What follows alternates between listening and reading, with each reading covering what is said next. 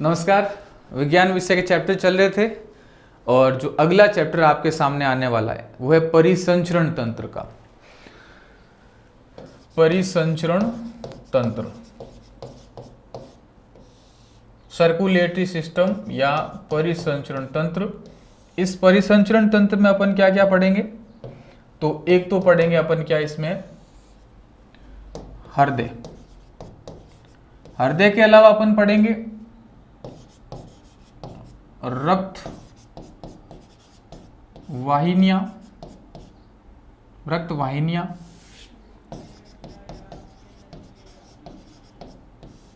जिसमें अपन पढ़ेंगे शिरा और धमनी, और इसके अलावा अपन पढ़ेंगे रक्त या ब्लड। ये सारी चीजें अपन इस परिसंचरण तंत्र में पढ़ेंगे और परिसंचरण तंत्र क्या होता है क्या नहीं होता है पूरा डिटेल से चर्चा करेंगे। और ये जो चैप्टर है बहुत महत्वपूर्ण रहेगा, तो अपन एक एक करके लेंगे। पहले हृदय पढ़ेंगे, फिर ये पढ़ेंगे, फिर रक्त पढ़ेंगे। ठीक है, तो सबसे पहला जो अपना जो पोर्शन शुरू होगा वो होगा हृदय। उससे पहले ये सुनो कि परिसंचरण क्या होता है। चलो नेक्स्ट पेज में लेते हैं परिसंचरण। परिसंचरण या सर्कुलेशन क्या होता है? देखो, शरीर में किसी पदार्थ का एक स्थान से दूसरे स्थान तक पहुंचना, ये क्या है? परिसंचरण है। और किसके माध्यम से? ये रक्त के माध्यम से पहुंचता है। तो परिसंचरण का मतलब शरीर में किसी भी पदार्थ का एक स्थान से दूसरे स्थान तक पहुंचना परिसंचरण कहलाता है। और इस हेतु कार्य तंत्र परिसंचरण तंत्र कहलाता है। हुई बात क्लियर? अब देखो, इस परिसंचरण तंत्र का जनक, फादर ऑफ सर्कुलेटरी सिस्टम कौन है? तो आपको ध्यान रखना, विलियम हार्वे। पहली बार विलियम हार्वे ने बताया था। क्या बताया था? कि हमारे शरीर में खून है वो नलिकाओं के माध्यम से चल रहा है और ये नलिकाएं खून को एक स्थान से दूसरे स्थान तक पहुंचा रही है। तो ये विलियम हार्वे ने बताया था। अब देखो, अब जो अपना चैप्टर शुरू हो रहा है वो है हृदय या हार्ट। पूरे ध्यान से देखिएगा हृदय क्या होता है। मैं पहले एक सामान्य से हृदय की बात कर लेता हूं कि हृदय क्या है क्या नहीं है, किसमें होता है किसमें नहीं होता है, हृदय का क्या रोल या भूमिका होती है। पूरे ध्यान से देखिए। सबसे पहली बात, हृदय का कार्य होता है किसी भी चीज को या पदार्थ को पंप करना, पंप या दबाव देना।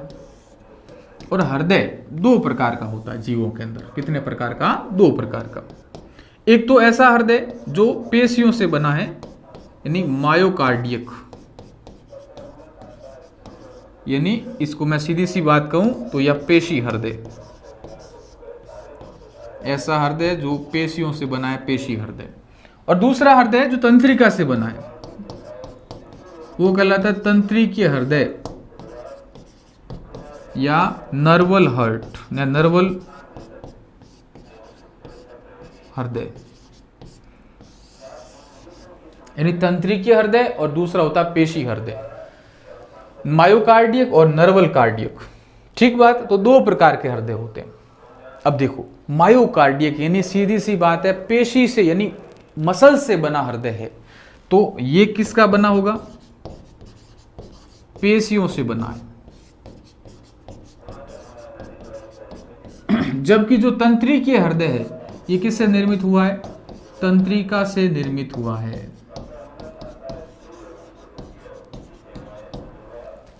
आगे देखो, अब अपन बात करते हैं इनके खासियत क्या है। जो पेशी हृदय होता है यह शरीर से बाहर निकालने के बाद भी चलता है। इसका मतलब सीधी सी बात है, यह स्वतंत्र रूप से काम कर सकता है जब तक कि उसमें ऊर्जा हो।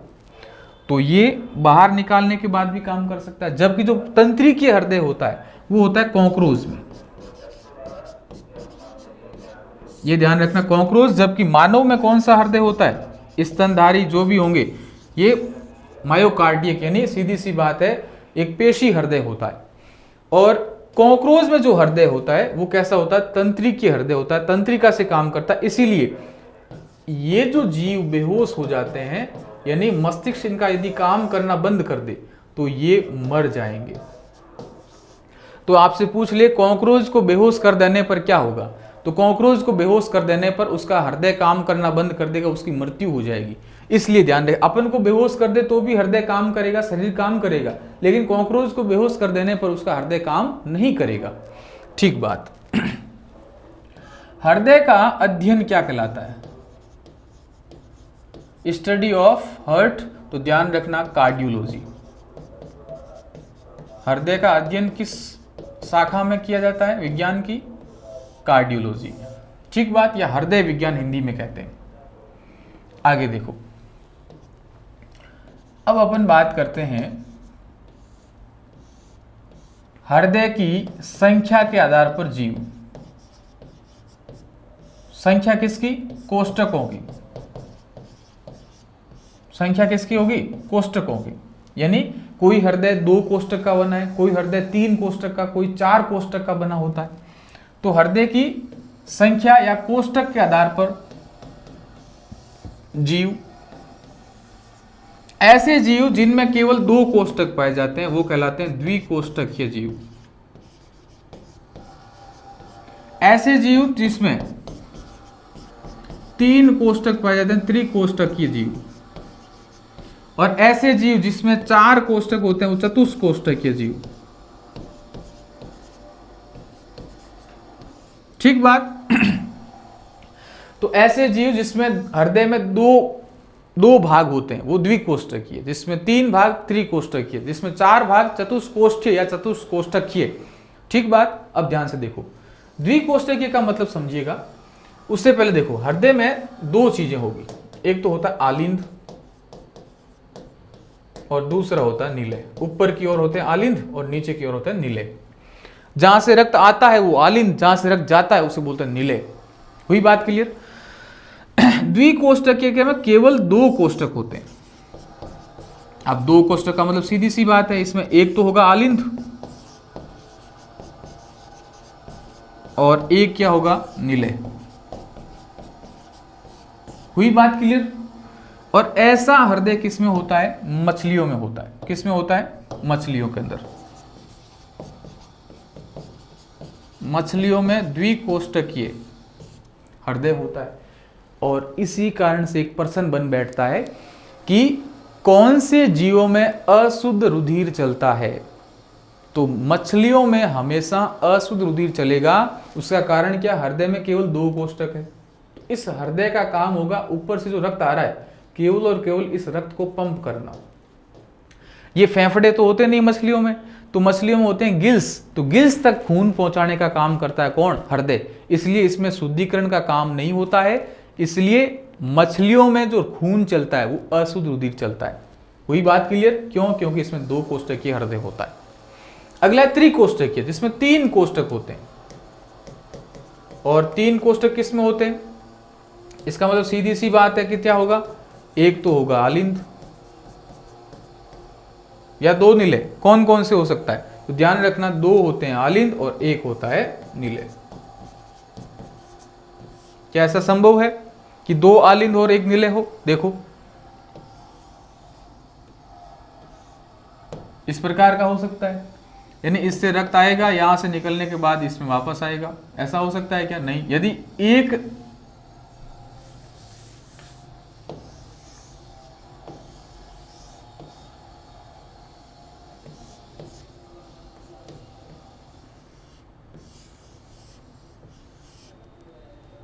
चलिए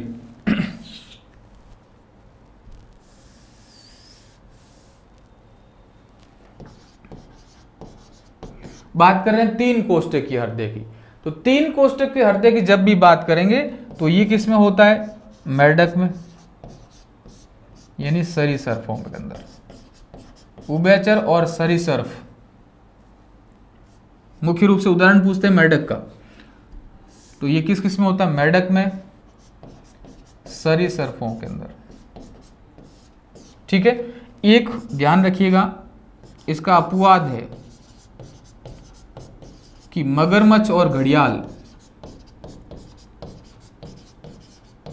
मगरमच्छ और घड़ियाल, इन दोनों में कौन सा हृदय होता है? चतुष्कोष्ठकीय होता है। त्रिकोष्ठकीय हृदय नहीं होता है। वही बात क्लियर? अब आते हैं चतुष्कोष्ठक की। इसमें कितने कोष्ठक होते हैं? 4 कोष्ठक होते हैं, यानी 2 आलिंद और 2 निलय। और ये किस किस में होता है? पक्षियों में, स्तनधारियों में। हुई बात क्लियर? पक्षियों और स्तनधारियों में 4 कोष्ठकीय, सरीसृप और उभयचरों में 3 कोष्ठकीय, मछलियों में द्विकोष्ठकीय हृदय होता है। हुई बातें क्लियर? तो ये होता है मुख्य तौर से हृदय की जो कोष्ठक होते हैं उसके आधार पर जीव। अब अपन आगे बात करते हैं मानव के हृदय की, कि मानव में हृदय में क्या क्या खास बातें होती है। तो यहां बात हो रही किसकी? मानव हृदय की, ह्यूमन हार्ट। सबसे पहली बात, मानव हृदय में कितने कोष्ठक होते हैं? 4 कोष्ठक होते हैं। इसकी जो आकृति होती है वो होती है उल्टी शंक्वाकार। उल्टी शंक्वाकार किस भाग में होता है? बाएं या दाएं भाग में? तो ये होता है बाएं भाग में, यानी लेफ्ट साइड। तो ये मानव हृदय की बात हुई। किसका बना है? ये पेशी हृदय है। कैसा हृदय है? पेशी हृदय है। ठीक बात। तो ये मुख्य तौर से हृदय की बातें हुई। वजन लगभग 350 ग्राम के आसपास। ठीक है, तो ये हुई हृदय की बात। हृदय का डायग्राम देखा जाए तो इस प्रकार का होता है। ये 2 तो ऊपर क्या होते हैं? आलिंद, और 2 नीचे क्या होते हैं? निलय। ठीक है जी। अब देखो, ये जो पार्ट होता है ये होता है दायां भाग, और ये होता है बायां भाग। तो दायां आलिंद, बायां आलिंद, दायां निलय और बायां निलय। सबसे पहले रुधिर किस में आता है? दाएं आलिंद में आता है। तो सबसे पहले रुधिर किस में आएगा? दाएं आलिंद में आएगा। उसके बाद इसके बीच में एक कपाट होता है, उसको बोलते हैं क्या? त्रिवलन कपाट। इसमें 3 वलन कपाट होते हैं, त्रिवलन कपाट। इसके बीच में जो कपाट होता है वो कहलाता है द्विवलन कपाट या मिंट्रल कपाट। द्विवलन या मिंट्रल कपाट। अब देखो, सबसे पहले खून इसमें आएगा, इससे आएगा कि इसमें त्रिवलन कपाट से आएगा, दाएं निलय में आएगा। दाएं निलय से एक नलिका से खून किस में जाएगा?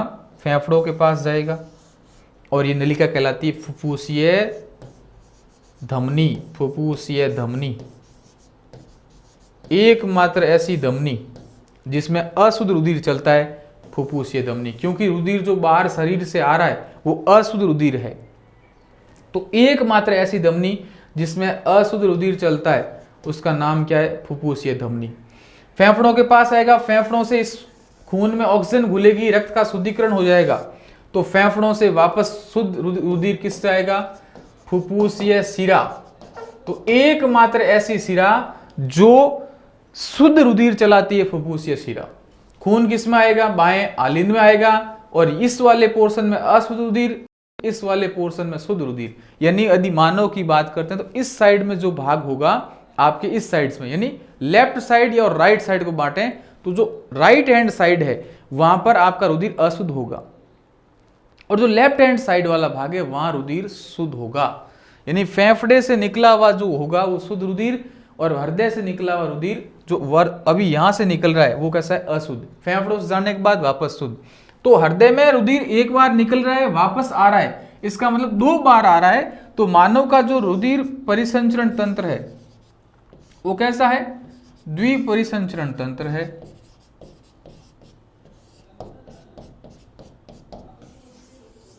यानी एक बार रुधिर हृदय से निकलेगा वापस किस में आएगा? हृदय में आएगा। तो मानव का जो परिसंचरण तंत्र है वो द्विबारी या द्विपरिसंचरण तंत्र है। हुई बात क्लियर? तो यहां से निकलेगा, मिंट्रल कपाट खुलेगा, और फिर यहां से निलय के माध्यम से महाधमनी। ये कौन सी धमनी है? महाधमनी। इस महाधमनी के माध्यम से पूरे शरीर में सप्लाई कर दिया जाएगा। वापस देखो, ये दायां भाग, ये बायां भाग। दाएं आलिंद में सबसे पहले रुधिर आएगा, भरने के बाद दाएं निलय में, दाएं निलय से फेफड़े के पास पहुंचेगा फुफ्फुसीय धमनी के माध्यम से। अशुद्ध रुधिर है, लेकिन एकमात्र ऐसी धमनी जो अशुद्ध रुधिर चलाती फुफ्फुसीय धमनी।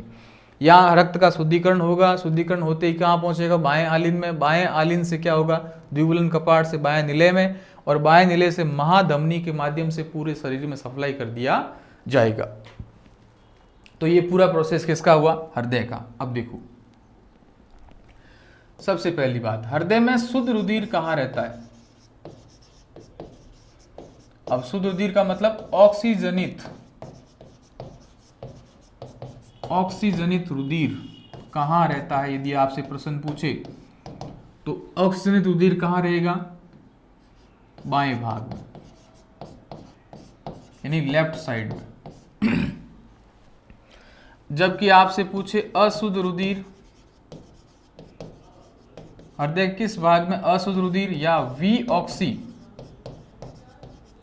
जनित रुधिर किस में रहेगा? दाएं भाग में, राइट साइड में।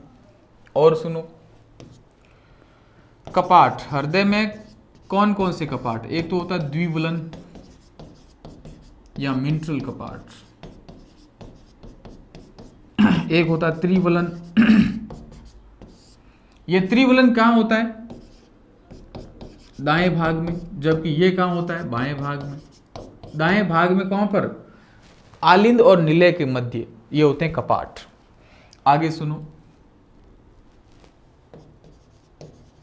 जो हृदय होता है मानव का, इसमें कोष्ठक कितने होते हैं भाई? 4, 2 आलिंद और 2 निलय। अब इन आलिंद और निलय के मध्य, यानी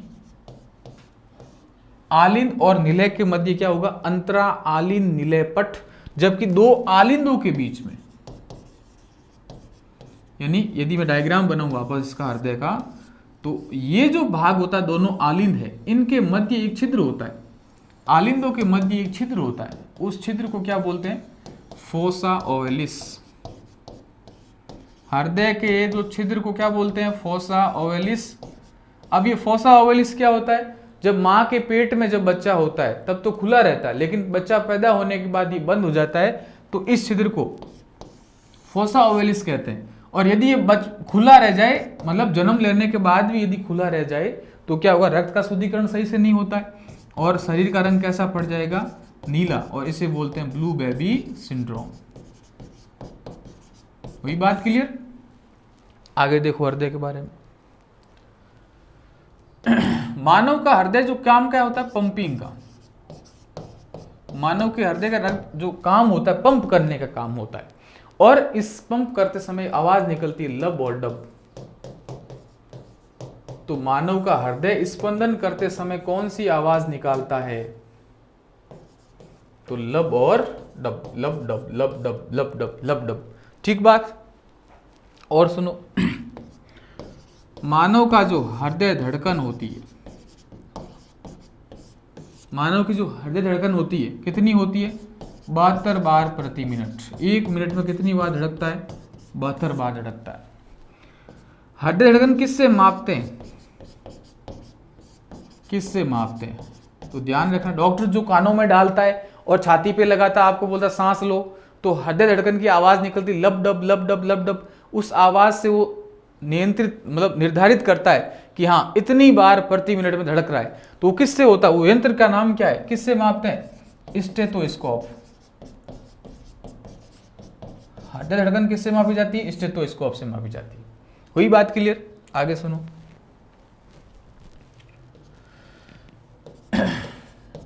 इस हृदय का पेसमेकर, पेसमेकर का मतलब हृदय धड़कन को प्रेरित कौन करता है? भाई हृदय को तो प्रेरित करना पड़ेगा ना, कोई तो प्रेरित करता होगा। तो हृदय का पेसमेकर कहलाता एसए नोड। कौन सा नोड? एसए नोड, यानी साइनो ऑरिकुलर नोड। यदि आपसे पूछ ले हृदय का हृदय कौन, हृदय का हृदय कौन, तो वो होता है एसए नोड। हृदय का हृदय कौन? SA node. एक प्रश्न ये भी बनता है, पुरकिंजे तंतु कहां पाए जाते हैं? पुरकिंजे, पुरकिंजे तंतु कहां पाया जाता है? तो पुरकिंजे तंतु कहां होता है? हृदय के अंदर। ठीक बात? तो ये मोटे मोटे तौर पर हृदय की बातें हुई। सबसे पहला है हृदय प्रत्यारोपण। विश्व में सबसे पहले किसने किया था? तो हृदय प्रत्यारोपण सबसे पहले विश्व में किया था क्रिश्चियन बर्नार्ड। एक वैज्ञानिक था, चिकित्सक था, क्रिश्चियन बर्नार्ड। क्रिश्चियन बर्नार्ड, इसने किया था 1967 के अंदर, क्रिश्चियन बर्नार्ड ने किया था। भारत में के वेणुगोपाल ने किया था। राजस्थान में किया था मुर्तजा और चिश्ती ने, मुर्तजा और चिश्ती ने 2015 के अंदर, के वेणुगोपाल ने भारत में। और बात करते हैं तो क्रिश्चियन बर्नार्ड ने विश्व में पहली बार हृदय प्रत्यारोपण किया था। तो ये हृदय से संबंधित बात हुई।